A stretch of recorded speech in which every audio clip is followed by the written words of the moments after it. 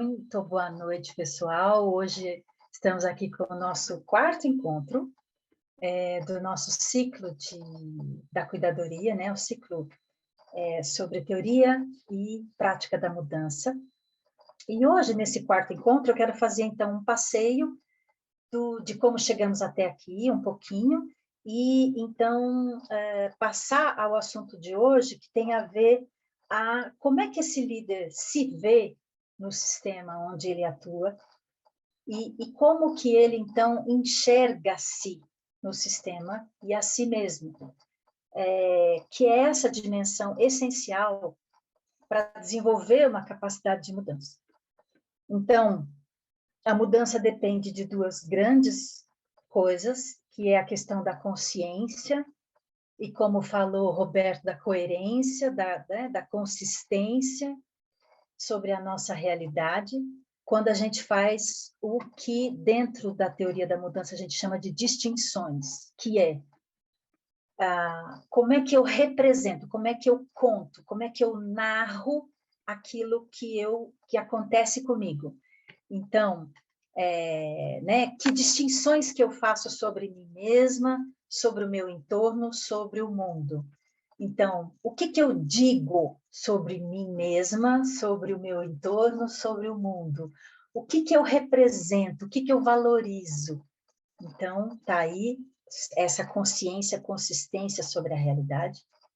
A mudança também depende da nossa flexibilidade, que daí ela é dividida em duas coisas: disposição para a mudança, que é uma disposição consciente. Então, por quê? Porque nós, o nosso cérebro, o nosso corpo, ele é feito, ele não quer mudar, ele muda naturalmente, de acordo com as suas circunstâncias, mas ele é feito para economizar energia. E a nossa capacidade, ou seja, precisa haver uma disposição para mudar, uma predisposição, uma disposição, uma energia. A gente falou sobre um impulso para mudar. A mudança é um impulso, eu sinto um impulso que eu quero mudar. Há sempre um desejo, uma vontade de mudar, um impulso. E a própria capacidade, habilidade para mudança, que é a necessidade desse desenvolvimento interno. Então, será que eu tenho as ferramentas, as lealdades que a gente vai ver hoje, né? As pessoas, os recursos, individual e coletivamente, que me façam mudar? Então, com isso, eu percebo essas duas dimensões agindo simultaneamente. Uma em direção a mim mesmo. Então, quem sou eu nesse contexto, que é a pergunta que eu fiz para vocês. E uma em direção ao sistema, que qual é a situação real, que a gente também já falou aqui várias vezes. Então, a gente tem sempre uma situação real, que ela não é ingênua, e tem também sempre uma situação ideal, que ela não é utópica, ela é corajosa, ela é realista. Há, então, esse espaço que é essa lacuna, que é a lacuna da mudança. E quando eu, então, diagnostico a minha situação real, eu observo quais os padrões que estão acontecendo ali. Existem muitos padrões de comportamento, de crenças, uma série de coisas que estão acontecendo, e eu, então, começo a listar, a observar esses padrões. Então, qual é o fato? Né? Sem julgamentos. Quais os fatos? Quais as circunstâncias reais? Né? Então, e isso tem sido ainda muito mais difícil no mundo polarizado que a gente está hoje, né? Nessa era da pós-verdade e tudo mais que a gente já sabe. E então, eu crio aí uma série de hipóteses. É importante que eu crie essas hipóteses de forma afirmativa. Então, existe sempre uma hipótese. Então, há alguma coisa acontecendo, mas eu não sei se é real. Eu preciso testar, eu preciso olhar, eu preciso observar. Há uma hipótese para, então, desenhar as soluções, aquilo que, de fato, eu vou, as intervenções, como na teoria da mudança a gente fala. Processo de diagnóstico, então, a observação como ponto crucial, interpretar esses dados, interpretar esses fatos e intervir de acordo com aquilo que eu identifiquei. Então, o processo de mudança, ele passa por esse diagnóstico o tempo todo. Um dos grandes problemas é que a gente vai direto, muitas vezes a gente vai direto na intervenção, sem interpretar e sem levantar os padrões que estão acontecendo, sem levantar hipóteses. Então, não é à toa que existem pesquisas que mostram que 75% dos nossos esforços de mudança, a gente não obtém o resultado desejado. Então, os líderes não obtêm resultado desejado, ou porque estão tratando o problema técnico como adaptativo, ou vice-versa, ou porque não estão interpretando o que observaram, ou nem chegaram a observar e impõem intervenções sem interpretar o que está acontecendo. Aí, hoje, no assunto de hoje, como é que eu me vejo, então, no sistema, né? Então, nós temos um conjunto de elementos, digamos assim, bastante complexos quando a gente precisa olhar esse sistema. Que uma das coisas já que a dimensão eu tenho que olhar a mim mesmo, então eu tenho que me olhar como um sistema. Então, nós somos um sistema complexo, né? E a vida é esse sistema também complexo em movimento. Então, e é esse movimento de ir para frente, de evoluir. Então, o nosso sistema pessoal, ele considera aí a nossa personalidade, as nossas experiências de vida, habilidades cognitivas, maturidade emocional. Só que não é só isso, existem essas forças internas, as nossas emoções, e forças também que atuam sobre nós em cada situação vivida. Então, tudo isso, a combinação disso tudo, faz com que a gente tenha comportamentos e tome decisões da forma como a gente toma, né? Então apreciar isso, né? Olhar tanto as coisas boas quanto os gaps é muito importante. Então, a gente tem que apreciar tudo isso. Olhar para nós mesmos como um sistema de percepção, de comportamento, de decisões. E aí, quando a gente olha a gente mesmo como um sistema, a gente ir entendendo os nossos papéis, os papéis que a gente desempenha, é uma forma de ganhar essa habilidade para fazer as coisas acontecerem. Então, eu não consigo ir para frente se eu não olho para mim mesma. Então, vocês já perceberam aquelas pessoas assim, ó, que você olha, bate o olho e você diz, uau, essa pessoa ela tem uma enorme capacidade de resolver as coisas, de mudar, de tomar iniciativa, de fazer as coisas acontecerem. Né? A gente reconhece quando a gente olha para uma pessoa que tem essa capacidade. O inverso também a gente percebe, uma pessoa que não tem, pessoas incapazes de tomar decisão, por exemplo. Pessoas que têm dificuldade né, de tratar um conflito, de cuidar de um time. Então, quando a gente combina esses insights que vêm dessas forças internas, combina com esse entendimento sobre o que está atuando sobre mim em cada situação vivida, então, poxa, aí então eu começo isso vai determinar a forma como eu vou interpretar os dados, como eu vou interpretar as coisas que estão acontecendo. Isso vai intervir, isso vai modificar, inclusive, a forma como eu vou intervir. Então, o Heifetz, ele fala sobre uma coisa bem interessante, que é assim, ó,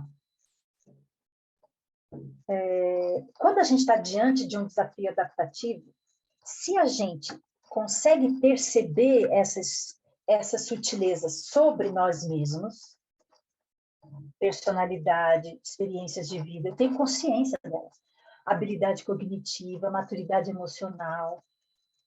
Eu sei que para algumas coisas eu tenho mais maturidade, para outras eu ainda preciso me desenvolver. Eu me comporto assim diante disso. Eu tenho um limite aqui. Olha, em relação a isso eu tomo decisão, em relação a isso que eu não tomo. Então, quando eu tenho essa capacidade, eu consigo identificar as minhas limitações, as minhas contradições, e tendo essa capacidade de olhar para as minhas limitações, para as minhas próprias contradições, quando eu combino essas forças todas, ele diz o seguinte, que é mais fácil para a gente entender quais são as tendências, ele usa essa palavra, que vão enganar a gente, que vai fazer com que a gente se afaste do nosso objetivo e da mudança que o sistema precisa. Então, se a gente não está firme com a gente mesmo, ele quer dizer, se a gente não tem consciência disso, se o nosso conhecimento está comprometido, a gente se engana facilmente, e a tendência é que a gente se engane, e que a gente, então, das duas coisas, né? Tanto de coisas que vão nos parar, que vão nos desmotivar, quanto a gente ganha também capacidade de entender as tendências das coisas que vão nos levar para frente e que vão nos empurrar para criar as mudanças que a gente, então, necessita. Então, gente, para a gente continuar aqui, diz o Heifetz que todo o processo de mudança, então, está relacionado com aquilo que eu consigo aprender de mim mesmo, observar a mim mesmo, e é isso que vai me dar a capacidade de olhar o meu sistema. Então, e ele diz que uma chave é, eu vou ter que voltar aqui no anterior, ok, que é a questão de levantar essas hipóteses, criar estratégias mais eficazes, tem a ver com as relações políticas na organização. Então, para entender como é que a organização funciona como sistema. Então, ele diz assim, ó, o que é entender a organização como sistema? Entender a relação à organização como um sistema significa entender as suas relações políticas. Como é que elas se relacionam? Qual que é a suposição que está por trás disso? Ele diz o seguinte, que por trás do pensamento político é que as pessoas em uma organização buscam atender às expectativas de seus vários membros. Então, quando você entende a natureza dessas expectativas, você pode mobilizar as pessoas de forma mais eficaz. Então, o que está por trás da efetividade, quando a gente está falando de entender o sistema, tem a ver com três coisas. Os valores de cada um, das pessoas que pertencem a esse sistema, das suas lealdades e das suas perdas. Então, aí o Heifetz mostra para a gente por que pensar politicamente importa para a mudança. Então, ele diz que a gente vai olhar para a organização como uma teia de partes interessadas. Gente, não é à toa que hoje uma das coisas que estão aí dentro do contexto da fronteira da gestão é a tal da gestão de expectativas. Então, assim, o que a gente está hoje falando dentro das organizações como fronteira do conhecimento? Como é que a gente faz a gestão das expectativas? É isso aqui, tá? É outra forma de dizer gestão de stakeholders. Ou como é que a gente, então, começa a entender o sistema? Porque entender os sistemas significa olhar, apostar nesse desafio adaptativo que a gente tem e entender como cada um será afetado pela resolução desse desafio. Eu tenho uma situação e uma situação ideal. A situação ideal afeta a todos. Como? Eu tenho resultados desejados. O que essas pessoas gostariam que resultasse dessa solução? Qual que é o nível de engajamento? O quanto a pessoa se importa com tudo isso? E o grau de poder e influência. Que recursos essas pessoas têm para poder nos apoiar a resolver o problema? Essa situação ideal lá. A gente sempre tem uma situação real e uma situação ideal. Sempre. Isso não vai mudar. Só que a situação ideal, ela depende de uma série de coisas. E sair para a varanda significa olhar para essas coisas. Eu aposto no meu desafio e eu, então, vou olhar como é que as pessoas são afetadas por tudo isso. E aí, então, ele vai ensinar a fazer uma lista desses indivíduos, dessas pessoas. E fazer uma lista, aqui eu vou deixar também a tarefa para vocês, tá aí, ó, a tarefa. Alguém tem algum, assim, ó, vai nominar mesmo, e ele mostra com exemplos. Então, vai nominar alguém que tem um ponto de vista em uma questão central na lacuna que você deseja estreitar. Então, digamos que você tem uma lacuna e você resolver o problema significa estreitar a lacuna. Então, eu tenho uma situação real, uma situação ideal, existe uma lacuna no meio, e resolver o problema significa estreitar a lacuna. Então, quem é a pessoa no sistema que tem um ponto de vista diferente, ou que, sobre a situação ideal, ou que tem uma questão central ali na lacuna que precisa ser tratada? Tem que nominar isso. Alguém que pode ou não ter um ponto de vista, mas compartilha laços fortes com pessoas envolvidas. Então, existem aí as lealdades. Quem são as lealdades? E deve ter também alguém com liderança, com energia, formal ou informal, que atua fortemente no sistema. Quem é essa pessoa? Identificar isso. Deve ter também pessoas afetadas diretamente ou indiretamente pela mudança. Quem são essas pessoas? Um cliente? Quem? Alguém com algo a perder se você progredir no seu desafio. Quem é que perde se você conseguir chegar na sua situação ideal? Então, e aí, então, ele vai nos mostrar, e aqui eu termino, a cuidar e a olhar para esse mapeamento do VLL, né? Dos valores, das lealdades e das perdas. Values, loyalties and losses. Então, o que é o tal do valor? Então, assim, o que essas pessoas valorizam? A sua base de comportamento na base do comportamento das pessoas tem valores. Quais são os valores? Lealdades. Essas pessoas que fazem parte desse processo de mudança têm lealdades, que são pessoas que estão ou dentro do sistema ou fora do sistema, que influencia essa pessoa. Então, ela pode se sentir em dívida ou responsável por essas lealdades. Então, a gente precisa identificar essas lealdades. Quem são? E perdas, ou seja, existe um perder diante daquela mudança. Há uma mudança, e se a mudança vier a ser concretizada, alguém perde. Vamos lá, essas perdas potenciais, diz o Heifetz, que estão relacionadas com identidade, com competência, com conforto, com status, com uma série de coisas sutis ali que a gente precisa identificar. Então, o exercício entender o sistema. Eu venho, então, do entendimento interno das minhas capacidades, da minha capacidade de mudança, e eu, então, depois, em seguida, eu mergulho na capacidade de mudança do sistema, olhando para isso.